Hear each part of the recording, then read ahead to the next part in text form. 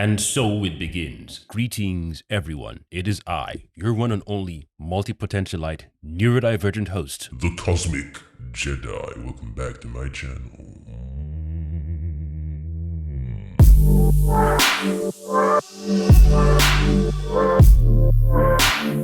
Daredevil Born Again, aka Daredevil Season 4. It's back. The first 2 episodes were absolute fire. Especially the first one with the fight between Daredevil and Bullseye. Wow. That's right. Whatever they plan to do with the Daredevil series, I'm now officially bored with the Bullseye character. What? Either he's ended permanently or he teams up with Daredevil. You must be out of your goddamn mind. Because he caused so much havoc for Matt Murdock in season 3. I can't be bothered with this dude anymore. Either you kill him or you have him. I don't know. I don't know. But I'm bored of watching him. You know, characters like him tire me after a while. It's like either you side with your arch nemesis for once and you just go away and lay low or something.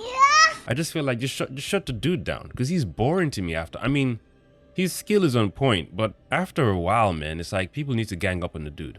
Because if you know someone like him is out there and I don't know. Because I had to watch or rewatch season 3. I didn't think I would need a recap. I just thought I'd be able to just jump in the show and, you know, I wouldn't miss a few things. I would pick up where they left off. And because I despise, abhor, and absolutely dislike the She-Hulk series, I'm not going to insult myself to go back and watch the episodes where Daredevil featured in at all. I might go online and do some, you know, ultimate recap thing to understand what's going on. Because some of the characters that were in the first episode of the new season, I was like, I don't know this face. I've never seen those faces. And I thought maybe I missed it because I haven't done a recap in terms of rewatching the last season of Daredevil. But none of the faces showed up. The new faces in the bar in episode 1, I was like, who are these people? I don't remember the faces at all. And maybe they featured in season 1 and 2 and then they weren't featured in season 3. But I was confused as to who they were. Another guy who now knows Daredevil's secret, I was like, now I gotta play catch up. Again, like I said, I'll just probably do that via YouTube. I will not be watching that nonsense She-Hulk series or any episodes that feature Daredevil at all. Damn! They did a good job with the fight scene between Daredevil and Bullseye. Mm-hmm. That's right. That's how you do a comeback. Even though if it's a soft reboot, minor reboot, mild reboot, that's how you hit the ground run. That's how you do it.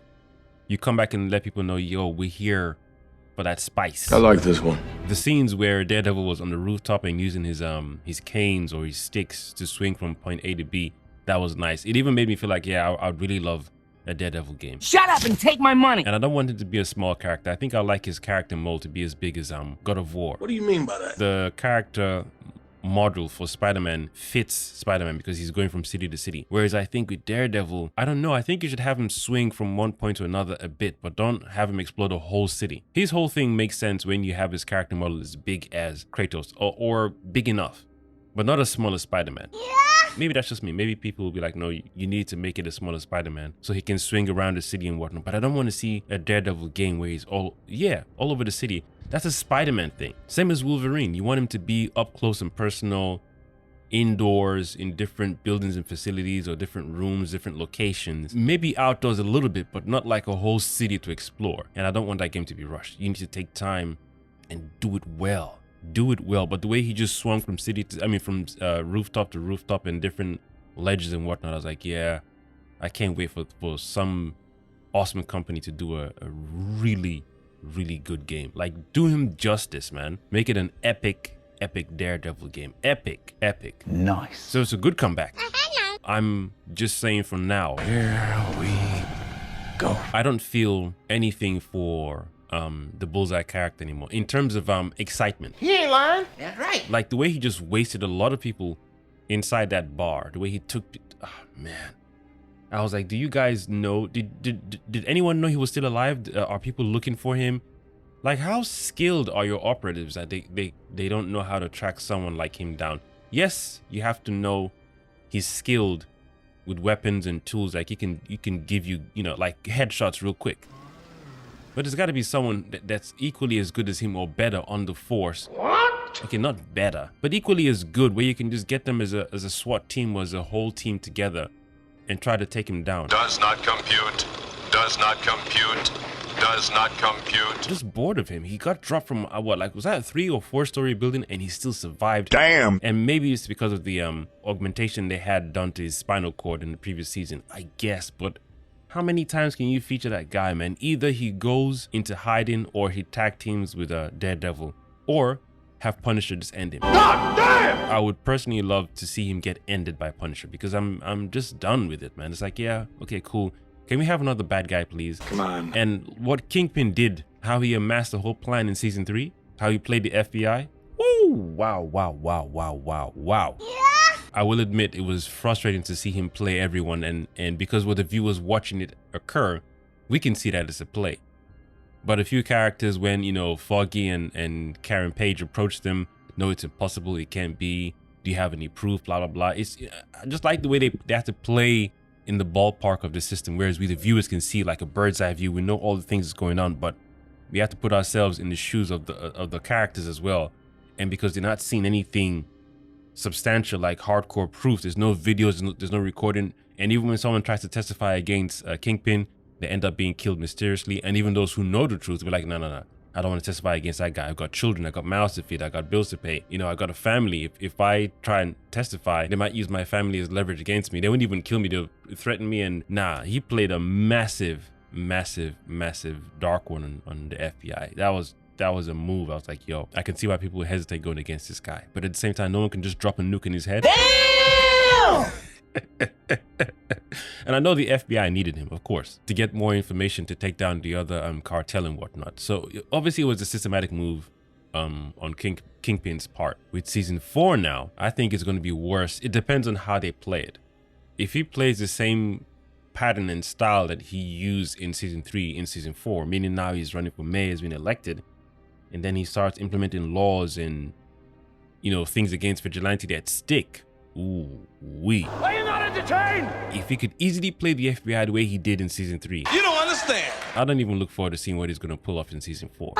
I think for him to become the full Kingpin that we're aware of per se in the comics and the cartoons, either he and Vanessa finally split up completely, or, you know, someone ends Vanessa's life as well. Damn, son. That would just tip him over the edge and it's like, yep, I'm done. Fuck you! What if Vanessa does, you know, slips up somewhere, or something happens with one of her deals, and then the deal is traced back to Vanessa, and then it was like, well, this is Kingpin's wife, right? And now she's in charge of this criminal organization, and it then comes to the public.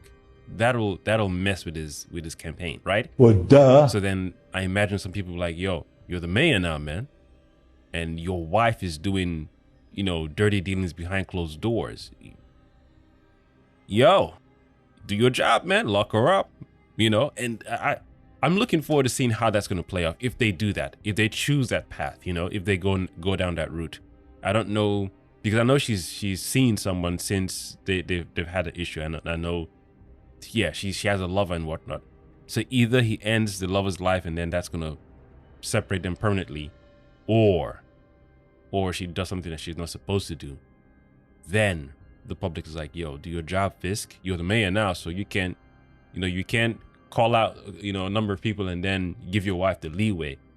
Then that's going to, you know, put a massive permanent rift between both of them, where it's like, yeah, we can't get back together anymore. I think that's an interesting play as well, because I don't trust Wilson, obviously, but the smarts that he used in season 3 to play the FBI, I hate to see how he's going to double down on that in season 4 to play against vigilante, and obviously still, you know, let things slide behind closed doors. But if he's not even if he's caught, if things are brought to light, it's like, yo, when you were who you were in the past, we came to kick your ass as the public. Now you're the mayor, you know, unless it's going to touch on how corruption really runs deep, especially when it goes to that far. But then again, we saw it in season 3, didn't we? We knew that he had a few people in his pocket, from the police to the FBI, so it wouldn't be a stretch that he has, you know, it's like this season will explore how corruption runs deep. I guess. That's right. My mini wish list for season 4 Daredevil Born Again. A final, like a full-on permanent separation between Kingpin and Vanessa. Damn. Second one is Bullseye, like final death. Damn. Either put him in hiding or end him. Damn. His characters bores me. You're throwing stuff, yes. Like how many times can you come against Daredevil and Daredevil keeps losing? I think that trope is getting boring for me. Too damn bad! Of course, bringing new challenges, yes. But at the same time, if you're going to bring in new challenges, then you got to really, put Bullseye on the back burner. Or end him. Just end him or lock him. You know what? He's going to get out of prison eventually, yes. But when you have the encounter again, what could you possibly do to up the stakes past the first episode? Like they meet up again. Is it the same fight again? It's like, okay, this time it might end. Because he threw him off the freaking building, dude. That's right. What do you want to give the viewers? What excitement do you want to give the viewers? Or do you want to say this is the final time they'll meet up? Because if they meet up, I want Frank. I want Frank there. Damn. I want Frank Castle there, man.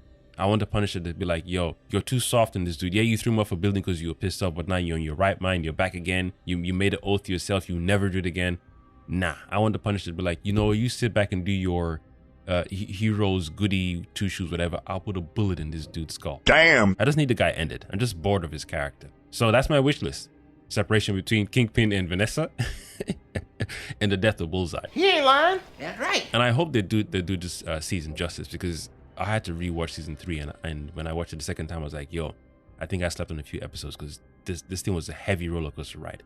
Heavy roller coaster ride. I don't know how you're going to up that in season 4. First, tarnishing his name, then killing the priest, and then targeting Karen Page, and then killing their only witness, and then killing, what's his name? Raul, Agent Nadim as well. Damn. That was a lot.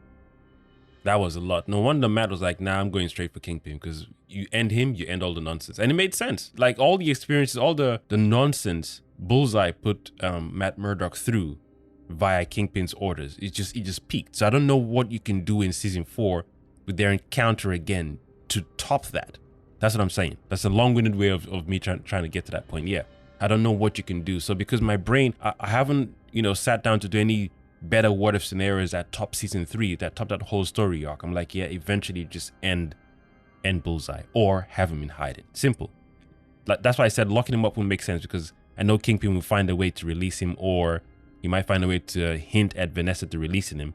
And I feel it's Vanessa that hired the hit on Karen Page, on Foggy Nelson and the other 2 people. But then again, I could be wrong, because he killed Foggy and then 2 other people outside the bar. But it looks like he went to kill almost everyone else in. I don't know. I guess the show will explain that. But at the same time, he must have known Daredevil will catch up with him eventually. So he killed Foggy first. And what if Foggy wasn't outside? How would he have got inside? Yeah, I know he threw the gas thing inside.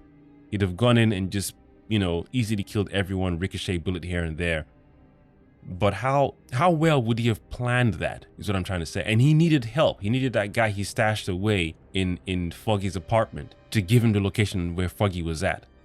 So if he didn't know that, then whoever hired him, I'm assuming someone hired him to take out Foggy and the other 2 people in front of the bar, and then other people in the bar. So it's like a hit. But who paid him to do that, or who hired him to do that? And then why didn't he know their exact location? Why did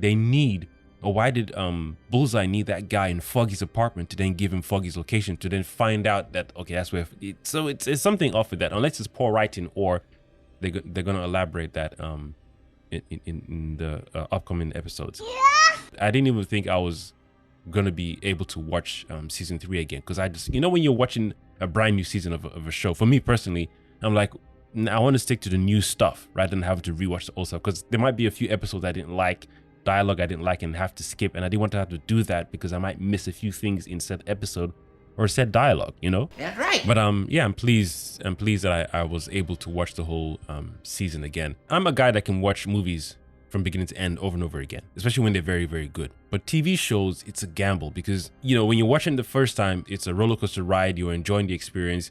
But because I'm sensitive to certain things when it comes to story arcs, when you throw in silly character tropes, that thing pisses me off, And if I can skip past that, cool. If it's like a 2-episode filler for the whole season, and I know it's like both episodes back to back, episode 1 and 2 filler, or episode 3 and 4 are both filler episodes, I can skip those 2 episodes.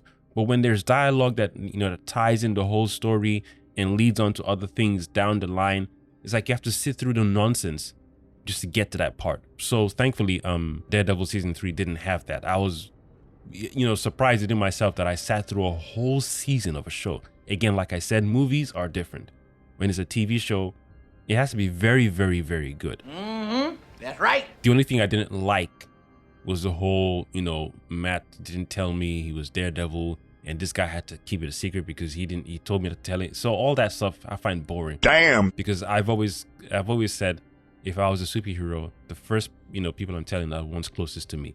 And I know the people not to tell because they'll get worried. And eventually when I tell them, it's like, yo, I've not been hit yet. I've not been attacked in a way where I'm incapable of saving people or doing my superhero duties. So your worrying won't make any sense except cause you stress. So I know who not to tell just to save them that whole stress of worrying. And I know who to tell just so if something happens to me, they're aware of it. And there's no, you know, I'm acting funny or I'm always appearing late to certain functions or tired, especially if I'm dating someone. You best believe I'm telling you straight up. And I wouldn't want to even date someone who might find that challenging because it's not fair to them. So it's best I date someone who's compatible, you know, who are both compatible with each other. And I know they're capable of managing this other side of me as well. Plus, if they don't like anything to do with vigilante or superheroes, why would I date someone like that? So yeah, even if I had a very good friendship, best believe I'm telling you, best friend or not best friend, I'm telling you, my siblings, yes. Especially my brother, he's one of the first people to know. He ain't lying. That's right. I'm not keeping that shit a secret. So those kind of things I didn't like. It's like those kind of scenes and the dialogue, the back and forth babyish dialogue. I'm like, just put yourself in his shoes. Would you tell him straight away, yes or no? Come on, man. So those things sour the experience, viewing experience for me. It's like one of those things that I just like to skip that part. Why not have a show where the hero tells his friends who and what he is or she is, and then let's see how right around that. You know, not this whole hiding cloak and dagger. Oh, you're always late to your event. You're always late to this. You're always tired. We never see you at nighttime, blah, blah, blah. It's boring after a while. How about writing around that where people know his or her secret and keep it well? And maybe someone, you know, is in trouble. And it's like, yo, either give us the name of the person or their secret identity or we'll kill your family members. That too is another interesting way of writing. It's like, yo, I got to give you up because my family depends on it. You know, that would be nice storytelling. Anyway, I'm done. I'm just here to say I'm glad the show is back. And I hope they have some sweetness in store for us at the season 4. Because if you can't top season 3, it's cool. If it's as good as season 3, it's even better. But I don't know if they can top season 3. I don't think so. And I don't want to have that expectation. I just want to enjoy this season, and I want competency, man, smart stuff. Because what Kingpin did to them dudes in season 3, Ali, I'm not even looking forward to see what he's gonna do with the city in season 4. Are you not entertained? It'd be cool to see him make some permanent changes though that stick. Because obviously, eventually, I say obviously, I'm assuming he's going to fail again or he's going to lose that position. Then he becomes the Omega Kingpin that we know. Aha! Aha! That's me done. It's good to be back. It was a good 2 episodes, man. Yeah. The show I was watching before Daredevil was Paradise, and that one, you don't understand. I'm going to make a video on that one real soon as well. Real soon. Anyways. Ladies and gentlemen, let me know what you feel about the first 2 episodes of Daredevil Born Again. Also, which of the previous Daredevil seasons was your favorite? Daredevil season 1, 2, or 3? For me, it's Daredevil 1 and 3. Nice. And I'm thinking I might have to do a rewatch again for season 2 and 1. So I'm going backwards. Maybe I might, because season 3 kept my attention, man. Like I said, I'm not someone who watches shows again unless they're really, really good. So I'm happy season 3 kept my attention, but I don't know if I can stomach season 2 and 1 again, man. Yeah. I have been your one and only multi-potentialite neurodivergent host, The Cosmic Jedi, signing out. Thank you for watching.